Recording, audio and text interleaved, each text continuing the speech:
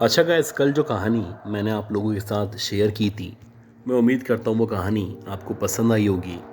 मैं चाहता हूँ कि उस कहानी के बारे में अपना कोई ना कोई फीडबैक मुझे ज़रूर प्रोवाइड करें। और इससे पहले कि हम आज की बहुत ही खौफनाक कहानी की तरफ बढ़ें, अगर आप में से किसी ने भी अब तक इस ऑडियो को लाइक नहीं किया तो मुझे सपोर्ट करने के लिए इस ऑडियो टेप को लाइक कर दें। ये कहानी हमारे एक दोस्त हैं अफ़ान साहब, उनकी अपनी पर्सनल कहानी है। और ये बताते हैं कि ये उस दौर की बात है जब ये अब से तकरीबन 10-12 साल पहले कनाडा में शिफ्ट हुए थे। बेसिकली ये बताते हैं कि हमारा जो घर था, ये जो आप कह सकते हैं काउंटी थी, ये जो भी विलेज था, वो एल्बर्टा से भी कुछ ज़्यादा आगे था। और ये एक ऐसा एरिया था जिसके अतराफ़ में बहुत सारे अबंडन टाउन्स मौजूद थे। बहुत सारे इस तरह के स्कूल्स थे, बहुत सारे इस तरह के कॉलेजेस थे। इवन के बहुत सारे ये बताते हैं कि इस तरह के हॉस्पिटल्स थे जो कि अबंडेंट थे और जिनको पता नहीं किन वजूहात की बना पे बंद कर दिया गया था। खैर, जहाँ पे ये मौजूद थे या अब भी मौजूद हैं, ये बताते हैं कि अगर आप उस दौर की बात करें तो उस दौर में जब हम अपने उस विलेज से, उस काउंटी से बाहर निकलते थे तो तकरीबन 5-6 किलोमीटर या आप कह सकते हैं कि 3-4 मील तक का जो रास्ता था, ये मुकम्मल तौर पे खेतों या हरियाली पे मुश्तमिल था। और दूर दूर तक जो भी कुछ दिखाई देता, चाहे वो घर हों, कॉलेज हों या स्कूल हों, ये मुकम्मल तौर पे वीरान और बर्बाद दिखाई दिया करते थे। अब क्योंकि ये नए नए बैरून मुल्क शिफ्ट हुए थे, जाहिर सी बात है वहाँ का वेदर, वहाँ का क्लाइमेट, सारी की सारी चीज़ें डिफरेंट हुआ करती हैं। तो इनके फादर ज़ोर दिया करते थे कि तुम मगरिब के बाद बाहर ना निकला करो।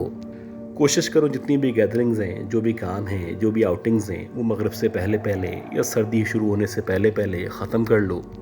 वैसे तो इस मुल्क के अंदर तकरीबन 9 महीने तक सर्दी का सीज़न रहा करता है। खैर, ये बताते हैं कि जब कभी आपके साथ कोई चीज़ होने होती है तो आपके साथ वो वाक़यात कुछ इस तरह से पेश आते हैं कि आपने कभी भी उन वाक़यात के बारे में या उनको अपने साथ होने के बारे में प्लान नहीं किया होता। ऐसे ही कुछ मेरे साथ भी हुआ। इत्तेफाक से मुझे किसी काम से या इंटरव्यू के सिलसिले में अपने इस कस्बे से, अपने इस विलेज से एक दूसरी जगह जाना पड़ा। हालांकि मैंने प्लान किया था कि मैं टाइम पे वापस आ जाऊंगा, लेकिन मुझे वापस आते आते आप कह सकते हैं कि रात के तकरीबन 8-9 बजे का टाइम हो गया। खैर, मैं पहुंच तो गया था, लेकिन पहुंचने से पहले जो मेरे साथ वाक़या पेश आया, ये एक ऐसा वाक़या था जिस वाक़े को शायद मैं पूरी ज़िंदगी नहीं भूल पाऊंगा। मुझे अच्छी तरह याद है कि मगरिब के बाद का टाइम था, आप कह सकते हैं कि अंधेरा हो चुका था। और मैं एक ऐसे रोड पे गाड़ी चला रहा था जहाँ पे दोनों अतराफ में खेत ही खेत मौजूद थे। रात का वक्त था, जाहिर सी बात है वहाँ पे लाइट्स वगैरह इतनी मौजूद नहीं थी। और वैसे भी हम लोगों को या इमिग्रेंट्स को आजकल भी जो जगहें दी जाती हैं, वैसी जगहों पे उनको बसाया जाता है जहाँ पे आबादी मौजूद नहीं हुआ करती। खैर, मैं अपने घर के रास्ते पे, अपने विलेज के रास्ते पे आगे बढ़ रहा था कि मुझे आगे जाके ऐसा लगा जैसे ये रास्ता मुड़ता चला जा रहा है। हालांकि मैं इससे पहले भी यहाँ से गुजर चुका था, लेकिन दिन में गुजरने में और रात में गुजरने में बड़ा फ़र्क सा महसूस हो रहा था। इसी रोड पे चलते चलते बिलाखिर मुझे एक जगह ऐसी नज़र आई जहाँ पे मुझे बाकायदा 2 कट्स दिखाई देना शुरू हुए। एक जो रास्ता था ये लेफ़्ट साइड पे, यानी थोड़ा सा कर्व होके आगे बढ़ रहा था, जबकि जो दूसरा मोड़ था उसको देख के ऐसा लग रहा था जैसे सीधे हाथ की तरफ कहीं जाके वो मुड़ जाएगा। एक अजीब कन्फ्यूजन थी कि मुझे लेफ़्ट साइड वाले रास्ते पे जाना है या फिर राइट साइड वाले रास्ते पे जाना है। अजीब बात ये थी कि मैं यहाँ से जब भी गुजरा था, हालांकि मैं इतना नहीं गुजरा था, लेकिन मुझे ऐसा लग रहा था कि कुछ अजीब कन्फ्यूजन है। इससे पहले मैंने इस मोड़ को या इस कट को नहीं देखा था। खैर, मैंने सीधे हाथ की तरफ जो रास्ता था, अपने अंदाजे के मुताबिक गाड़ी को उस तरफ ले लिया।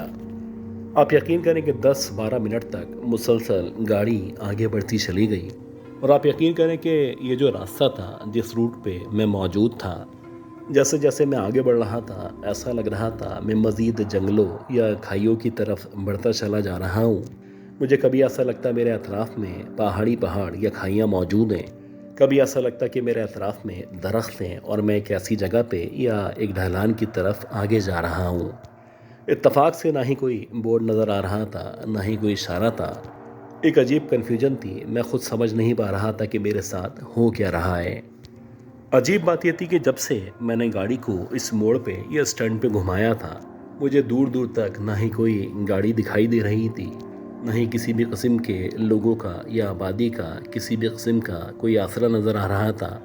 बल्कि ऐसा लग रहा था मैं शायद किसी ऐसी जगह पे या स्पेस पे आ चुका हूँ। बहरहाल इसी तरह चलते चलते मुझे ऐसा लगा कि सीधे हाथ की तरफ कोई हल्की सी रोशनी सी मौजूद है।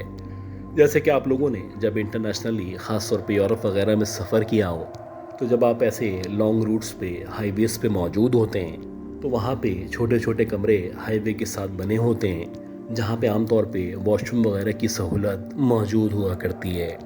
अच्छा, दिन के औकात में तो आप बआसानी वहाँ पे जा सकते हैं, लेकिन अगर आप रात की बात या फिर अगर आप उस दौर की बात करें, तो उस दौर में इन कमरों या रेस्ट हाउस के सामने एक छोटा सा बल्ब लगा होता था।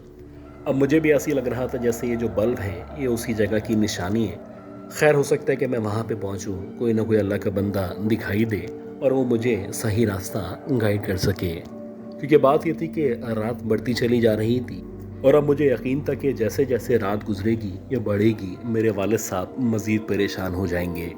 खैर, मैंने गाड़ी को उस रोशनी की तरफ बढ़ाना शुरू किया, लेकिन आप यकीन करेंगे जैसे ही मैं उस रोशनी के बिल्कुल क़रीब पहुंचा, या आप कह सकते हैं कि 20 या 25 फीट के फासले पे मौजूद था, तो मुझे ऐसा लगा कि वहाँ पे जो बल्ब लगा हुआ है उस बल्ब के एग्जैक्टली नीचे कोई लंबा चौड़ा सा आदमी खड़ा हुआ है। अजीब बात यह थी कि उसने अपने पूरे वजूद को चादर से या ब्लैक कलर के किसी गाउन से ढांप रखा था और मुझे उसका वजूद, उसके हाथ पैर दिखाई नहीं दे रहे थे। बस इतना पता चल रहा था कि जैसे कोई शख्स मौजूद है जो कि वहाँ पे किसी का या शायद मेरा ही इंतज़ार कर रहा है। अब आहिस्ता आहिस्ता करके जाहिर सी बातें, मेरे पास कोई ऑप्शन नहीं था। मैंने सोचा कि मैं गाड़ी इस शख्स के पास रोकूंगा और इससे इंग्लिश में पता पूछूंगा या समझना चाहूँगा कि रास्ता कहाँ पे जाएगा। खैर, जैसे ही मैंने अपनी गाड़ी को स्लो किया या मैं उस आदमी के बहुत करीब पहुंचा, तो अब मेरी गाड़ी की जो रोशनी थी एग्जैक्टली उस आदमी की तरफ मौजूद थी। और अजीब हैरानकुन बात ये थी कि ऐसा लग रहा था जैसे ये कपड़े तो मौजूद हैं, लेकिन इनके अंदर जो इंसान मौजूद था या मौजूद होना चाहिए था, वो अंदर से गायब हो चुका है। हैरानकुन तौर पे ना ही उसका चेहरा, ना ही उसके हाथ, ना ही उसकी बॉडी मुझे दिखाई दे रही थी। लेकिन हाँ, वो बाकायदा मूव कर रहा था जैसे कि आमतौर पे आदमी मूव किया करते हैं।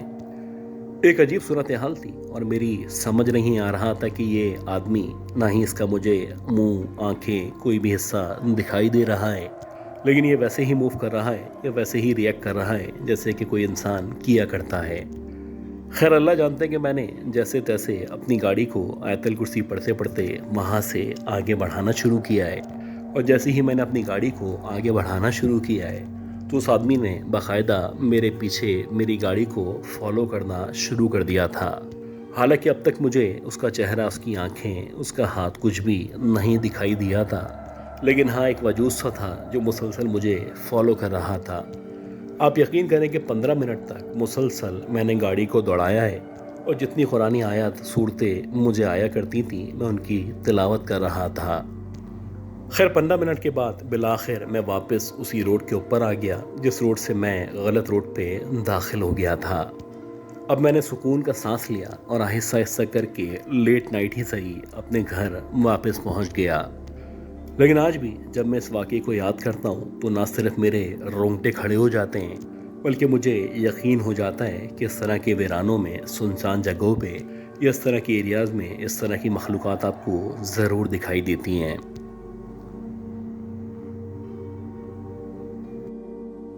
अच्छा गाइस, उम्मीद करता हूँ ये जो पहली स्टोरी थी, ये कहानी, ये स्टोरी आपको ज़रूर पसंद आई होगी। अब हम चलते हैं आज की दूसरी बहुत ही खौफनाक कहानी की तरफ, और मैं उम्मीद करता हूँ कि आपने अब तक इस ऑडियो को, इस वीडियो को लाइक ज़रूर कर दिया होगा। ये स्टोरी हमें आसिफ साहब ने कराची शहर से शेयर की है, और ये कहानी अब से तकरीबन आप कह सकते हैं कि 23 या 24 साल पुरानी है। ये बताते हैं कि सन 2001-2002 चल रहा था और दिसंबर का महीना था। मुझे अच्छी तरह याद है कि उस दौर में मैं एक फैक्ट्री के अंदर जॉब किया करता था। बेसिकली ये जो फैक्ट्री थी, आप कह सकते हैं कि एक गारमेंट फैक्ट्री थी, और यहाँ पे शिफ्टों में काम हुआ करता था। अक्सर ऐसा होता था कि मेरी कोशिश होती थी दिन के औकात में अपनी जॉब को परफॉर्म करूं, लेकिन कभी कभी अगर कंपनी की रिक्वायरमेंट होती तो मुझे रात में भी ड्यूटी अंजाम देनी होती।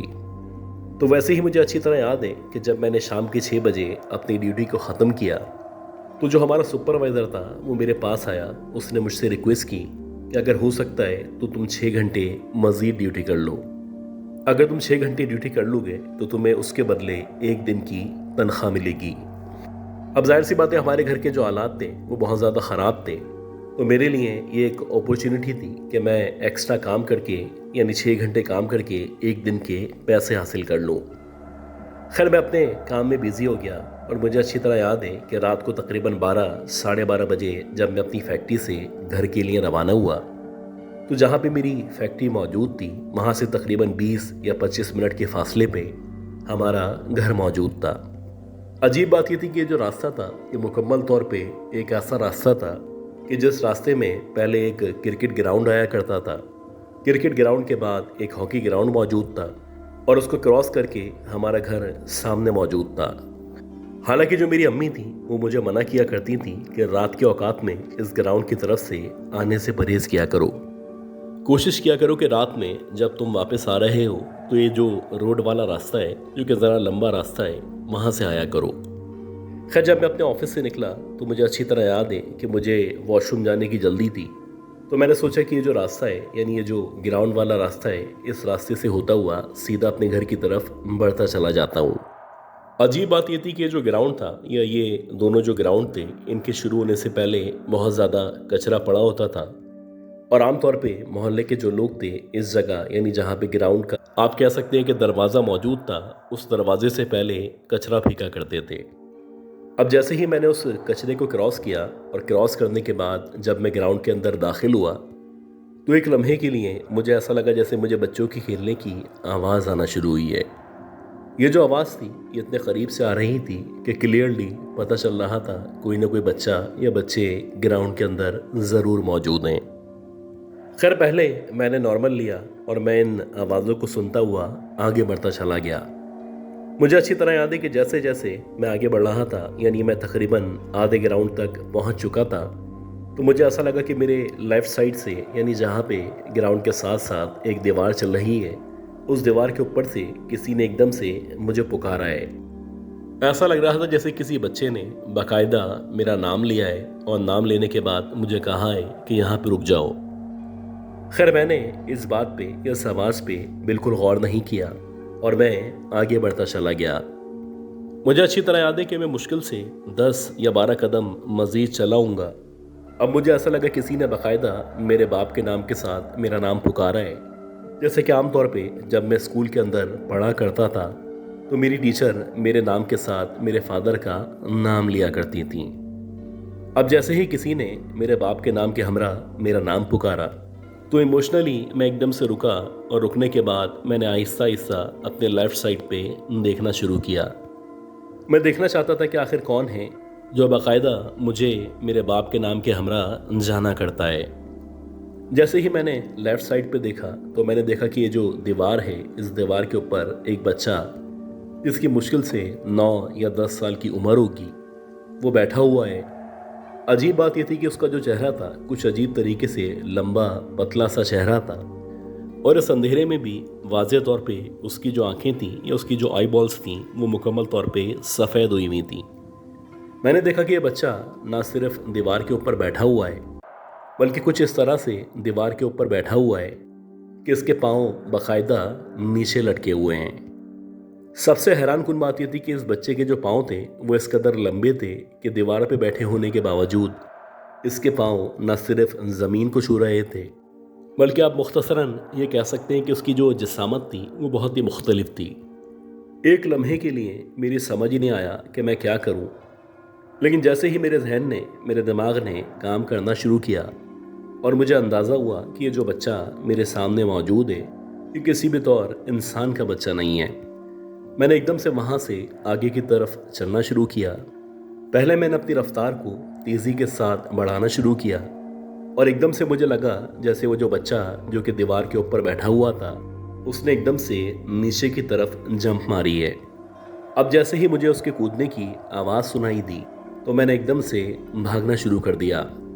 आप यकीन करें, ये जो ग्राउंड का रास्ता था या जहाँ तक मेरा घर आया करता था, ये रास्ता मुश्किल से 5 या 10 मिनट का रास्ता था, लेकिन ऐसा लग रहा था जैसे सालों नहीं सदियों का रास्ता है जो मुझसे तय होने का नाम ही नहीं ले रहा है। अल्लाह अल्लाह करके जैसे तैसे जब मैं ग्राउंड से बाहर निकला और बाहर निकलने के बाद एग्जैक्टली अपने घर के सामने आया, तो अपने घर के दरवाजे पे पहुंचते ही मैंने ज़ोर ज़ोर से अपने घर के दरवाजे को पीटना शुरू कर दिया।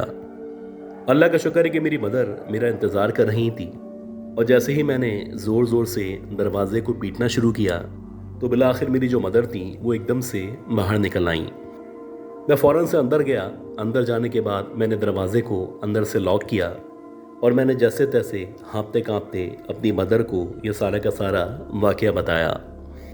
आप यकीन करें कि जब मैंने अपनी मदर को यह वाक़या सुनाया तो मेरा ख्याल है कि 15 या 20 मिनट तक वो मेरे ऊपर दम दुरूद करती रहीं। उसके बाद इन्होंने जब दरवाज़ा खोल के बाहर की तरफ देखा तो वहाँ पे कोई भी मौजूद नहीं था। इस वाक़ये के बाद यानी उस रात मुझे एकदम से बुखार हो चुका था, और मेरा ख्याल है कि अगले 10 या 12 दिन तक मेरी इस कदर बुरी हालत थी कि मैं लाख चाहने के बावजूद ना ही ऑफिस जा सकता था और ना ही मेरे अंदर इतनी हिम्मत थी कि उस ग्राउंड से या उस रास्ते से दिन के औकात में भी गुजर सकूं।